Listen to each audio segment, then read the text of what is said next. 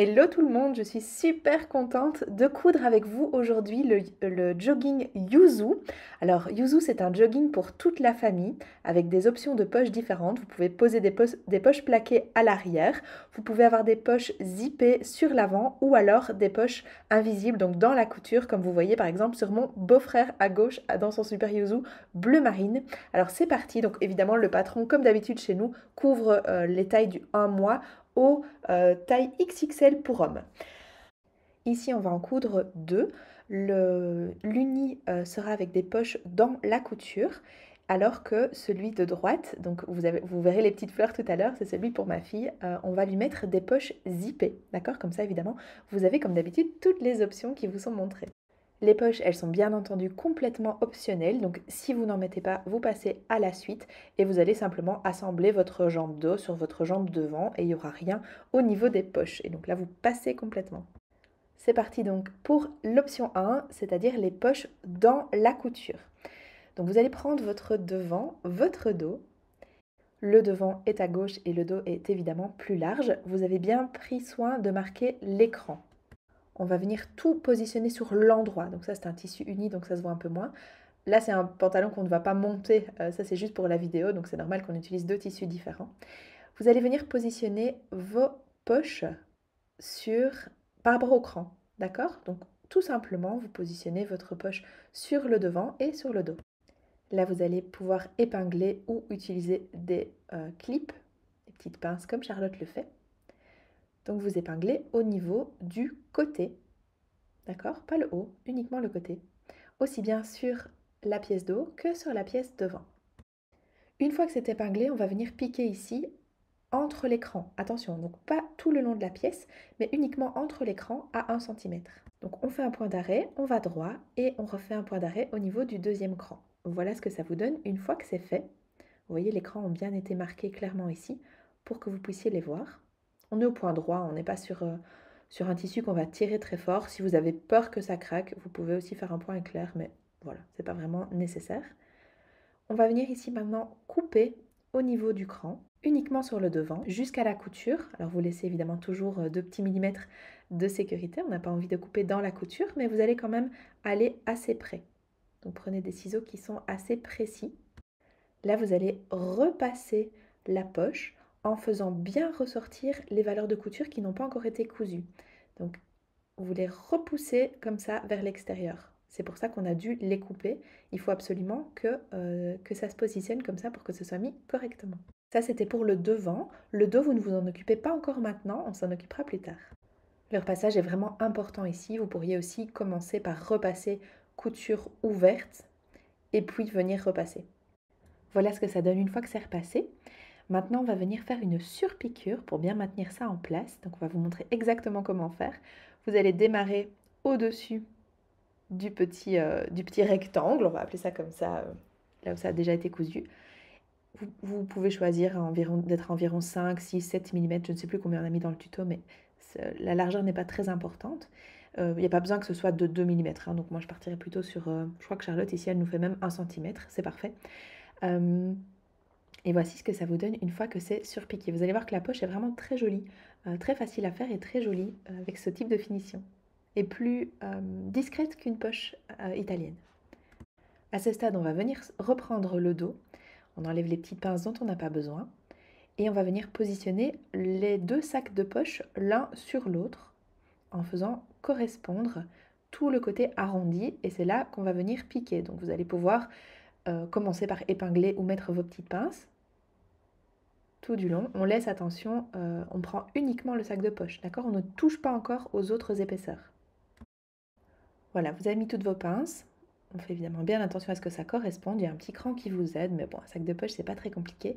Et puis on va venir piquer et surfiler ou alors surjeter directement tout le contour de poche. Évidemment, nous, on l'a surjeté directement parce qu'on a une surjeteuse. Si vous n'en avez pas, vous piquez d'abord et puis vous venez finir. Et puis alors, on va venir repasser la poche vers l'avant. À ce stade, vous avez encore des valeurs de couture au-dessus de la poche, vous voyez, qui sont ouvertes, enfin qui ne sont pas encore cousues. Donc ça, c'est la poche et le fond de poche. vous allez les faire correspondre et on va les maintenir. Et donc là, vous avez 4 épaisseurs à maintenir. Vous utilisez simplement une petite pince. Et puis, pour le bas de la poche, vous faites la même chose. Donc, vous voyez tout de suite que c'est plus facile d'avoir couché la poche vers le devant. Donc, vous allez prendre vos 3 épaisseurs, donc 2 épaisseurs de poche, une épaisseur de devant et puis l'épaisseur du dos. Et donc, vous avez de nouveau ici 4 épaisseurs à maintenir. N'hésitez pas à tirer un tout petit peu sur ce qu'il faut pour que ce soit bien au bord, d'accord? Pour être bien certain que ces petites marges de couture se correspondent et qu'on n'en perde pas une et que donc votre poche ne soit pas bien fermée, etc. On va pouvoir continuer à épingler la jambe jusque dans le bas. Donc là, on est sur le côté de la jambe. Et donc là, c'est très classique, on va simplement épingler jusqu'en bas. Une fois que vous avez mis vos pinces ou vos épingles partout, vous allez piquer à 1 cm. Voilà. Et il faut repasser sur votre première piqûre. D'accord? Donc comme ça reste bien propre et vous allez piquer jusqu'en bas. En une fois. Ici, on vous conseille vraiment de piquer à la machine à coudre pour pouvoir vraiment passer exactement sur la piqûre. Sinon, on va avoir une finition qui n'est pas optimale. Donc vous passez d'abord à la machine à coudre à 1 cm avec un point éclair si possible. Et puis, sinon un point droit, franchement, c'est pas à cet endroit qu'on va tirer sur le tissu. Mais si vous avez le point éclair, tant mieux. Et puis, vous allez seulement finir soit avec la machine à coudre, soit avec la surjeteuse, la fin. Enfin, voilà, on ne va pas laisser le tissu accru. Donc voilà ce que ça donne. On va vous montrer de près. Donc on voit ici que pour pouvoir repiquer donc à 1 cm, voilà, on a dû utiliser la machine à coudre et puis seulement la surpiqûre. Et voilà que ça vous donne une super jolie poche. Vous pourriez même utiliser comme ici un tissu contrastant, ça ne poserait absolument aucun problème. Ça ne se verrait presque pas. Ça se verra toujours un petit peu évidemment quand la personne bouge. On va maintenir le haut de notre poche, juste pour que ça tienne. On viendra le positionner, enfin, on viendra le fixer tout à l'heure en posant la ceinture. Pour l'entrejambe, vous n'aurez pas besoin de piquer puis surfiler. Vous allez pouvoir simplement surfiler si vous avez une surjeteuse. Maintenant, si vous voulez poser la poche plaquée au dos, vous pouvez la poser. Et si vous n'en posez pas, vous pouvez déjà épingler ensemble l'entrejambe. Donc pas la fourche, mais on est bien sur la couture d'entrejambe. Et vous allez pouvoir fermer la jambe. Ce n'est pas le cas évidemment si vous posez la poche plaquée. Alors, maintenant, admettons que vous veuillez partir sur des poches zippées. Donc on va partir sur un autre tissu qui est un petit French terry. Donc vous avez marqué les 2 points mèches, d'accord, de la poche, et vous avez marqué ces 2 points mèches sur le patron. Donc si vous ne l'avez pas encore fait, reprenez votre patron, vous le reposez dessus et vous le faites, et vous allez entoiler autour de ces 2 points mèches, d'accord? Ça va nous permettre de poser un zip de manière bien propre. Une fois que c'est thermocollé et que ça a reposé, vous allez repositionner vos jambes. Évidemment là, on ne s'occupe que des pièces devant, d'accord? Parce que les poches zippées vont sur les pièces devant. On ne touche pas encore à ce stade aux jambes dos.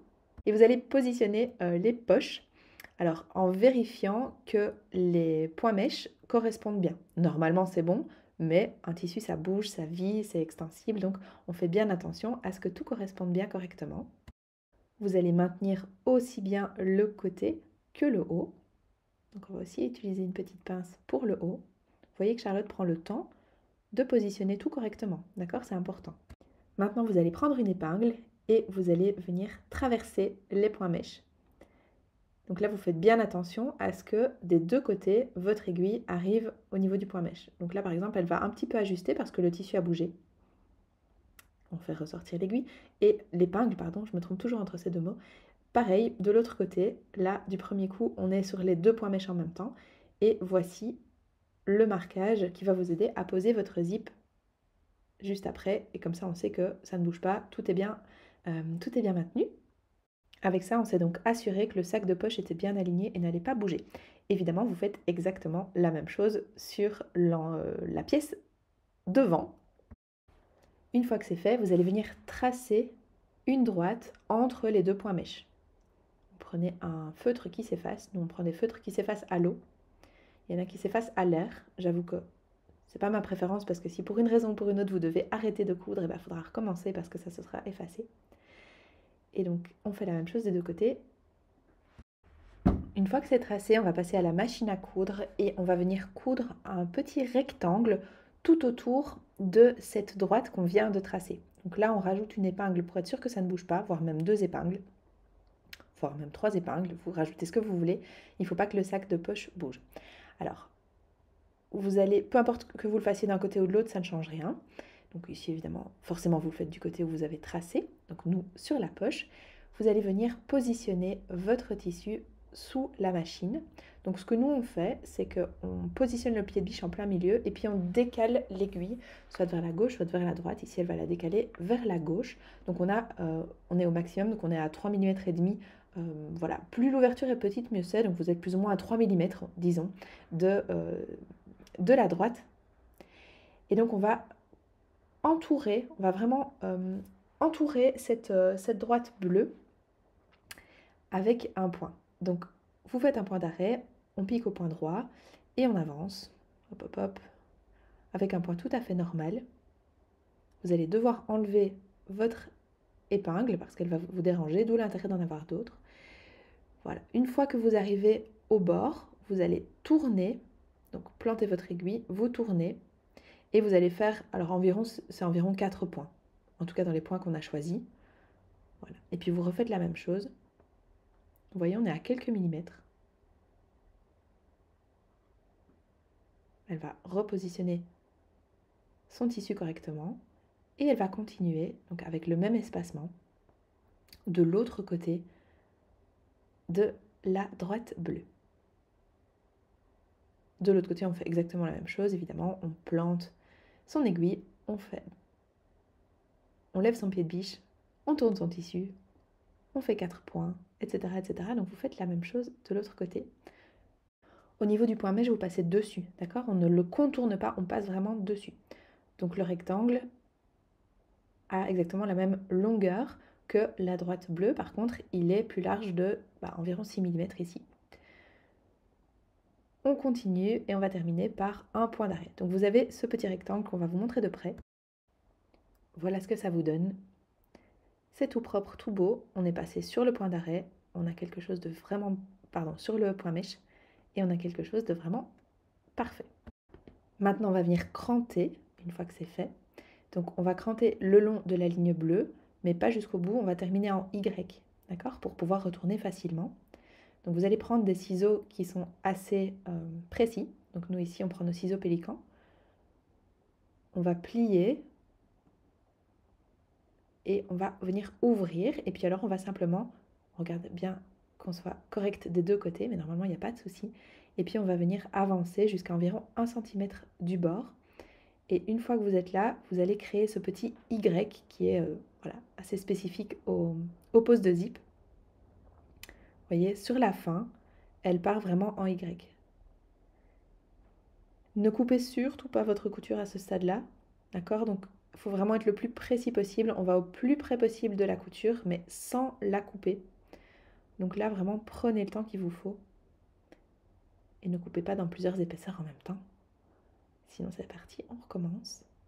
Donc, vous voyez, on arrive près du bord, plus ou moins à 1 petit centimètre, et on fait ce petit Y qui va permettre de retourner vraiment très très proprement. On enlève les pinces et les épingles et on va venir rentrer le sac de poche via l'ouverture pour qu'il se retrouve au final sur l'envers du tissu de la jambe. On tire bien sur son tissu pour venir le positionner et on va se retrouver avec la poche, voilà, qui vient, l'envers de la poche qui vient se positionner contre l'envers du devant de la jambe et vous avez cette jolie ouverture qui évidemment va avoir besoin à un moment donné d'avoir un zip. Là, vous prenez le temps de repasser correctement, d'accord? Donc on positionne ces pièces correctement, on les repasse correctement, ce sera beaucoup plus facile après pour poser le zip. Là, vous allez pouvoir, donc là on vous montre l'intérêt d'avoir fait un petit Y bien propre. Là, on va prendre les zips. Donc ceux-ci sont un peu trop longs parce qu'on n'avait plus la bonne taille, mais en fait, vous allez voir que ça pose pas du tout de soucis. Donc, on va positionner le zip endroit du zip contre envers du vêtement. On ouvre un petit peu ici. Ce qui est important, c'est de venir cacher les petits arrêts en métal, parce que c'est pas très très joli, d'accord? Donc les deux petits arrêts, on n'a pas besoin de les voir. Donc on va les positionner en dehors. En plus ici, on a un zip un peu long, donc on va les positionner en dehors du zip, parce que tant qu'à faire, on veut les cacher. Alors, petit coup de zoom. Voici ce à quoi va ressembler votre poche. Évidemment, il y aura des surpiqûres en plus. Maintenant, vous allez prendre des épingles. Là, les clips ne seront pas suffisants. Et vous allez venir épingler le zip correctement, bien au milieu de la poche. Ensuite, vous allez voir qu'on va bâtir. Donc déjà, vous mettez vos épingles là où il le faut. C'est beaucoup plus facile de bâtir ici parce que en plus, on est sur du French, donc ça peut vivre. Si vous avez un French terry modal, ce qu'on vous conseille parce que la qualité est incroyable, eh bien, ça va encore bouger un peu plus parce qu'il est un peu plus fluide. Donc au plus votre tissu est fluide, au plus c'est important de bâtir. Après, si vous êtes habitué ou si vous avez, si vous le sentez, on ne vous oblige absolument pas à bâtir. Nous, ici, on va le faire, mais c'est votre liberté la plus fondamentale de bâtir ou pas. Donc vous voyez qu'ici, Charlotte utilise beaucoup d'épingles parce qu'on a vraiment besoin que ça ne bouge pas. Il n'y a rien de plus moche qu'un zip mal placé dans une poche comme ça, enfin voilà. Et donc là, on va venir piquer. Donc d'abord, on va bâtir, mais on piquera à environ 3 mm. Voici ce à quoi ça ressemble sur l'envers. On va vous montrer maintenant ce à quoi ça ressemble une fois que c'est faufilé. Donc là, Charlotte a pris une aiguille à main, tout simplement, et elle est venue faire des très grands points. Donc en fait, ça remplace les épingles, sauf que ça ne crée pas de nouvelles épaisseurs. Les épingles sont quand même moins pratiques que le fil de bâti. Et on va venir piquer à 3 mm tout autour à la machine à coudre. Vous prenez le pied à zip qui sera plus simple. Ici, on a bien positionné l'arrêt métallique en dehors parce qu'on va devoir passer dessus. Et donc, on n'a pas envie de venir piquer au niveau du métal. Donc là, regardez bien que votre arrêt soit bien placé. Donc là, ça va vraiment dépendre de la taille de votre zip. Donc faites juste attention, donc c'est pas super simple de piquer dans les dents, mais ça fonctionne. Par contre, on ne pique pas dans le métal, ça ne fonctionnera forcément pas du tout. Voici ce que ça vous donne une fois que c'est fait. C'est tout joli, c'est tout propre. On a utilisé simplement le pied à zip et on a piqué à 3 mm. Donc là, il n'y a vraiment rien de spécial. Vous vérifiez que tout fonctionne bien. Ici, tout va bien. Et vous allez enlever votre fil de bâti si vous en avez utilisé. Vous voyez comme c'est hyper simple à enlever. Hein. Ça va lui prendre quelques secondes. Elle l'a déjà fait à gauche. Elle pourrait presque le faire à la main. Voilà. Donc ça lui a permis de gagner en précision. Je ne suis pas celle qui fait le plus de bâti, mais j'avoue que pour ce genre de poche, c'est toujours plus facile et au moins vous êtes sûr d'être bien précis. On retourne et on va venir positionner maintenant le second sac de poche sur le premier sac de poche puisque votre poche n'est pas encore terminée évidemment. Là, on n'a que l'ouverture du dos. Donc, vous reprenez votre sac de poche et vous allez simplement venir le positionner dessus. On va faire correspondre le côté arrondi et on va venir piquer et surjeter ou bien juste surjeter ou surfiler. Enfin, vous finissez votre poche de manière tout à fait classique. Là, on se met des petites épingles pour bien maintenir la poche en place. Au moment où on va venir assembler le dos des jambes, eh bien, ça nous servira. De toute façon, on va les réutiliser comme ça reste bien, bien en place. Ça va nous permettre de passer sur la dernière option de poche. Ce sont les poches plaquées, donc qui évidemment viennent se poser au niveau du dos. Donc poche plaquée qui s'appelle aussi poche appliquée. Donc là, on a deux dos, on va faire deux poches. On a deux dos et on a bien marqué les points mèches qui vous permettent de positionner votre poche correctement.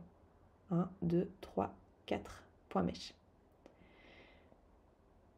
D'abord, on va préparer la poche avant de venir la poser. Première étape, on va surfiler tout le contour de la poche. Si vous n'avez pas de surjeteuse, eh bien, il n'y a pas de problème, vous utilisez un point zigzag à la machine à coudre ou un point assimilé à la surjeteuse. Ensuite, vous allez venir plier le haut de votre poche selon le cran, endroit contre endroit. Donc regardez bien où a été mis le cran. Elle a fait un cran avec des petits ciseaux. C'est un peu plus difficile à retrouver. Par contre, si vous choisissez de faire le cran au feutre, vous aurez plus facile de le retrouver. Donc moi, je vous conseille à ce moment-là de marquer vos crans avec un feutre. on va plier sur l'endroit, endroit contre endroit. Vous voyez ici, elle essaie de vous le montrer, mais avec la caméra, c'est pas simple. Je crois qu'elle l'a quand même fait au feutre. Peu importe, faites-le au feutre, c'est de toute façon toujours plus intéressant pour les poches de faire les petits crans au feutre. On va venir piquer ici à 1 cm de chaque côté. Vous faites la même chose sur les deux. Voici ce que ça vous donne. Donc, première étape, on a piqué comme ça. Donc, vraiment juste à la machine à coudre. Ok ? Et puis, on va venir retourner le haut de notre poche. Donc, vous pliez bien vos marges de couture vers l'intérieur. Vous utilisez ici, on utilise ce qu'on appelle une aide à la confection d'angle pour que vraiment l'angle ressorte bien. Donc là, les baguettes chinoises, ça ne va pas être suffisant. Donc il faut vraiment quelque chose d'un petit peu plus pointu. Donc trouvez quelque chose que vous avez sous la main qui est plus pointu mais qui ne va pas passer à travers évidemment. Et vous allez bien ressortir vos angles. Une fois que c'est fait, on va venir replier les marges de couture vers l'intérieur et repasser aussi le pli qu'on vient de faire au niveau du haut de la poche. Donc ça, c'est ce que ça vous donne une fois que c'est repassé. D'accord ? Donc voilà à quoi ressemblera la poche. Donc la toute première chose qu'on va faire avant de venir la poser sur le pantalon, c'est qu'on va venir fermer cette ouverture-là, d'accord, avec une surpiqûre. Donc vous passez à la machine et vous allez surpiquer à environ quelques millimètres voilà, du surjet de l'autre côté. Et votre poche est prête à être posée. Petit coup de zoom. Et on espère que... Voilà. Voici vos points mèches. J'ai dit 4 tout à l'heure, mais en fait, il y en a 3. Je ne sais pas pourquoi je vous ai dit 4, pardon. Vous allez positionner ici votre poche en fonction des points mèches. Et là, on prend le temps et vous allez simplement venir épingler votre poche. Si vous avez déjà fait le short papaye, par exemple, avec nous, si vous avez déjà fait kumquat, il y a peut-être encore un patron que j'oublie sur lequel on avait des poches plaquées. Eh bien, c'est à peu près la même chose.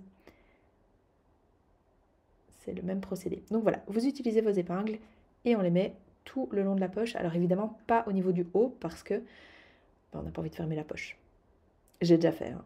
J'ai un short papaye où le haut de ma poche est fermé.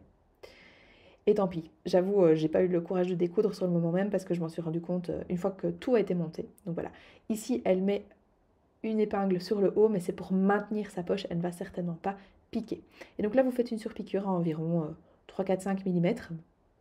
Vous pouvez choisir de faire une simple surpiqûre ou une double surpiqûre. Ici, on va choisir de faire une double. Donc là, elle est en train de faire une première surpiqûre à environ 1 cm du bord. Et puis, elle en fera une à, je ne sais plus exactement combien elle a mis, mais je crois qu'elle est à 5-6 mm de la première. Ce qui permet d'avoir ce joli effet jean. On pourrait même utiliser du fil contrastant, du fil jean. Ici, ça n'a vraiment pas beaucoup d'intérêt avec ce type de tissu.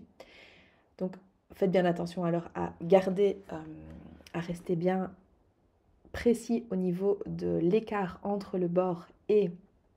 Ouais, vous voyez, elle va tester. Ah, ça va pas. Elle refait un point. D'accord? Donc ça, c'est très important parce qu'on ne peut pas toujours le voir à l'œil nu. Donc elle a décidé de suivre le bord. Elle s'est arrêtée un point trop tôt. Elle teste.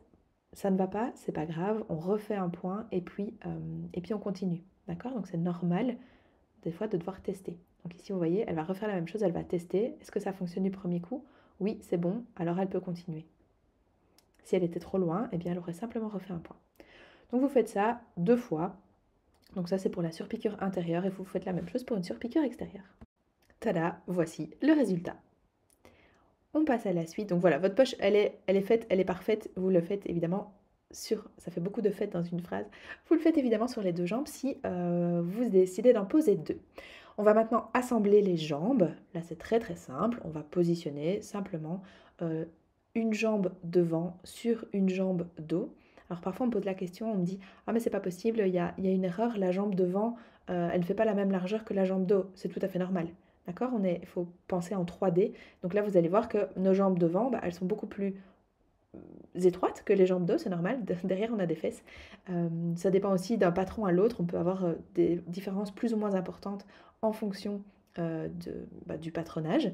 Et donc ici, il est tout à fait logique d'avoir 2 largeurs complètement différentes. Donc vous allez venir positionner le, le côté, donc les jambes, le côté des jambes, d'accord, l'un contre l'autre. Vous réutilisez les pinces que vous avez utilisées pour positionner la poche tout à l'heure. Vous en rajoutez autant que nécessaire.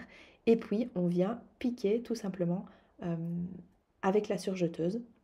Si vous aviez posé les poches ouvertes, on en avait déjà parlé, on l'avait déjà fait, on en avait déjà parlé tout à l'heure. Et donc, cette étape est déjà réglée. Donc là, on est vraiment juste en train de parler des options soit sans poche, soit des options poche zippée. Voici ce que ça donne une fois que c'est fait. On va faire la même chose de l'autre côté, donc maintenant sur l'intérieur. Donc là, vous allez positionner vos entrejambes, donc les coutures du milieu du pantalon. Je ne suis pas sûre d'utiliser le bon terme, c'est pas très grave. Bref, vous voyez très bien sur la vidéo ce dont je veux parler et on fait exactement la même chose à la machine à coudre plus point de surjet ou alors directement à la surjeteuse. Vous voyez, celui-là, on en était là, donc ça c'était celui avec la poche dans la couture, poche prise dans la couture. C'était déjà cousu au niveau de l'extérieur des jambes, et bien on va venir coudre simplement l'intérieur des jambes comme tout pantalon normal. On passe à la fourche. Pour la fourche, vous allez retourner une jambe sur l'endroit et garder l'autre jambe sur l'envers. C'est une étape que j'adore, je sais pas, je trouve ça un peu magique. Surtout si c'est les premières fois que vous cousez un pantalon. Après, je suis peut-être la seule à trouver ça magique, mais vous allez rentrer la jambe qui est sur l'endroit dans la jambe qui est sur l'envers pour que les tissus soient positionnés endroit contre endroit. Et là, au niveau de la fourche, donc de l'arrondi en fait, au niveau du haut de vos jambes, vous allez venir positionner vos tissus endroit contre endroit. Donc là, très très simple. On prend des épingles, on prend des pinces, on prend ce qu'on veut et on va faire en sorte de faire correspondre la fourche. Elle doit correspondre parfaitement, vous avez l'écran qui vous aide. Et voilà. On fait la même chose de l'autre côté. Et puis on va passer à la machine ou à la surjeteuse, comme tout à l'heure, comme le montage des jambes. Donc vraiment pareil, si vous avez une surjeteuse, vous faites tout en un coup. Si vous avez une machine, vous faites tout en deux coups. Et vous demandez au Père Noël une surjeteuse. Non, je rigole. Il y en a qui n'aiment pas plus que ça la surjeteuse. Moi, je trouve ça absolument magique, mais chacun fait en fonction de ses besoins, ses moyens et la place qu'il ou elle a dans sa maison. Alors, voici le pantalon qui commence à prendre forme. Là, il va nous rester la ceinture et il va nous rester le bas, donc les chevilles ou alors l'ourlet. On passe à la ceinture. D'abord, donc la ceinture, c'est une ceinture élastiquée. La pose est exactement la même que vous posiez des lacets ou pas. Donc ici, on va le faire forcément puisqu'on est sur une version complète. Mais ils ne sont absolument pas obligatoires. Par contre, l'élastique est obligatoire. Donc là, pareil, on a fait un marquage au niveau des points mèches. Donc, pardon, on a marqué les points mèches. Et puis alors, on va venir positionner nos œillets. Donc là, on choisit des œillets ronds. Pour les enfants, vraiment, partez sur des œillets ronds. Vous pourriez aussi choisir des œillets à riveter. Ici, ça va être des œillets à coudre. Je trouve que ceux à coudre tiennent beaucoup plus longtemps dans le temps parce que simplement ils sont cousus, tandis que les œillets à riveter, il faut les positionner sur un tissu qui est bien entoilé, mais si on tire un peu trop, ils risquent de bouger. Donc là, on prend une colle à tissu. C'est pas obligatoire, mais ça facilite les choses. Vous pourriez utiliser un petit peu de Wonder Tape aussi. Et on va venir poser nos œillets, ce qui nous permet de ne pas devoir thermocoller ici. On va poser nos œillets. Alors la colle ne sera absolument pas suffisante, on va venir piquer, mais au moins elle fait en sorte de maintenir les œillets avant qu'on pique. On va venir ouvrir et piquer. Donc vous passez à la machine à coudre, vous voyez là on l'a déjà fait, vous passez à la machine à coudre et vous suivez les petits pointillés qui vous indiquent où vous devez piquer. Une fois que c'est fait, vous allez pouvoir venir ouvrir sans danger l'emplacement, enfin le trou pour les cordons. On ne vous a pas montré à la machine parce que c'est très très simple. Si votre pied de biche est trop large, vous prenez un pied de biche pour zip et comme ça il n'y aura pas de souci. Vous aurez tout ce qu'il faut. Donc voilà ce à quoi ça va ressembler sur l'envers. Vous enlevez bien le tissu qui est en trop. Voilà ce que ça donne une fois que c'est fait. Vous avez vos ouvertures qui sont bien propres. Là, vous allez plier votre ceinture endroit contre endroit le long des petits côtés et on va venir piquer tout simplement dans au niveau de la marge de couture. On pique à la machine ou à la surjeteuse. Voilà votre ceinture qui commence à ressembler à quelque chose. Donc là, on l'a repliée, on s'est aidé du fer évidemment. On l'a repliée envers contre envers pour obtenir ce long tube. Et on va pouvoir venir le positionner endroit contre endroit. Donc voilà ce à quoi il doit ressembler à la fin. Donc on retourne pour que les œillets soient contre l'avant du tissu. Et là, vous allez tout simplement épingler ou mettre des pinces. Vous vérifiez qu'on soit bien dans le bon sens. Mais si vous avez écouté ce que j'avais dit, tout se passe bien. En même temps, en couture, ça arrive très souvent qu'on pose les choses dans le mauvais sens. Vous faites la même chose au niveau du dos. Vous vérifiez que les coutures correspondent bien. Ce sera quand même beaucoup plus joli. Et puis, on va épingler tout le tour. En commençant évidemment par les côtés. Voilà. Il y a juste parfois beaucoup d'épaisseur avec les poches, mais sinon, il n'y a vraiment rien de compliqué à ce stade. Voilà ce que ça vous donne. Là, on va aller piquer, mais en laissant une ouverture parce qu'évidemment, il va falloir passer l'élastique ensuite. Donc, vous laissez une ouverture. Soit vous vous dites que vous n'allez pas oublier, soit vous dites que vous allez oublier comme moi et vous mettez deux épingles par exemple, ou deux pinces plutôt, l'une à côté de l'autre. Comme ça, vous demanderez pourquoi. Ici, elle a laissé l'ouverture au niveau du dos, donc elle a piqué à la machine à coudre. Vous allez rentrer votre élastique. Vous pouvez aussi utiliser, là elle le fait sans épingle à nourrice, mais vous pouvez le faire avec. Vous passez l'élastique dedans, qu'il soit blanc, qu'il soit noir, ça ne change rien. Même ici, de toute façon, il va y avoir un cordon. Donc il va remplir le trou. Ah si, elle avait utilisé une épingle à nourrice, je ne l'avais pas vue. Je me demandais comment elle arrivait à le faire juste à main nue comme ça. Donc vous ressortez votre élastique correctement, vous allez un petit peu répartir les plis. Et là, vous faites bien attention de vérifier que vous n'allez pas le twister, d'accord? Sinon, vous allez retrouver avec un élastique qui fait une torsion. C'est franchement pas chouette.